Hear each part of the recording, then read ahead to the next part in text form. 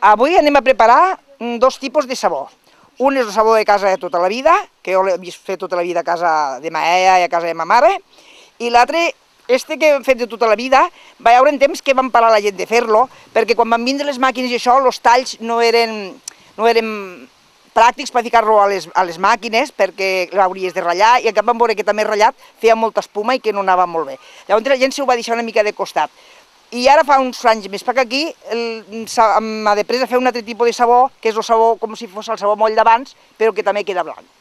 El primer que he dit s'ha de coure, s'ha de deixar reposar, ara el pastarem, ho veureu com se pastarà, i el deixem reposar 24 hores i encara l'han de coure.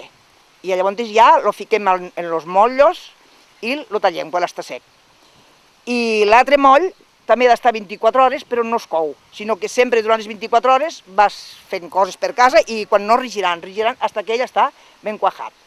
Ara ja, este moll no està comprovat, però el que és el cuit sí que és medicinal, per a curar ferides, per a la pell. Ma iaia va morir amb 89 anys i ma iaia no es va rentar des del cap als peus, sempre en sabó de casa, i ma iaia va morir esqueleta i guapíssima, ni una platja, ni cap spa, ni res del món. Ara és una època bona per a retrobar-nos altra volta en fer sabó, perquè a part que podem reciclar els olis, que sabem tots que és molt dolent, que no els hem de llançar, és que en època de crisi, en cosa de 4 euros pots fer 10 quilos de sabó.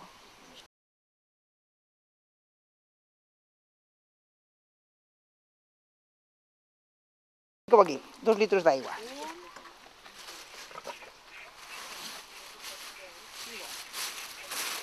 A continuació li ficaràs, aboques les escames, que n'hi ha un quart. Escames, això és per fer l'olorita, perquè el sabó faci olorita, la roba faci olorita. Totes són ja? Sí, totes, que està mesurat. I ara regira-ho.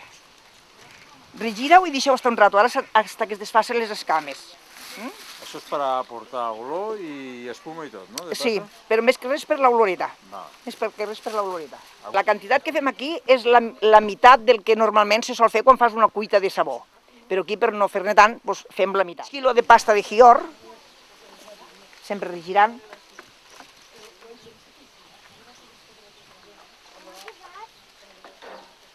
La pasta de Gior, per a què és concretament? És per a lligar-ho, sí, és per a lligar-ho. Aquell, el que hem ficat abans de les escames és per donar-li el perfum, l'olorita, i este és per a que lligui una mica més. La pasta de Gior falta Aigua? mig litre d'oli. D'oli? Espera, ja ho van entrebar, no? Sí. Espera.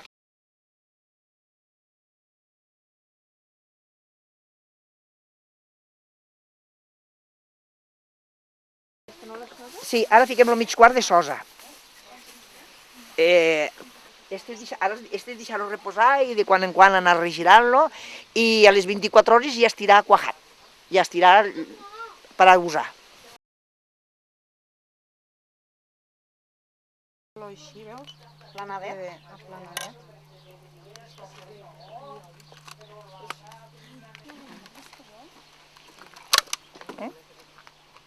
És ideal per a les taques, per a la lavadora va estupendament bé. La textura és esta. Mamma, come facciamo?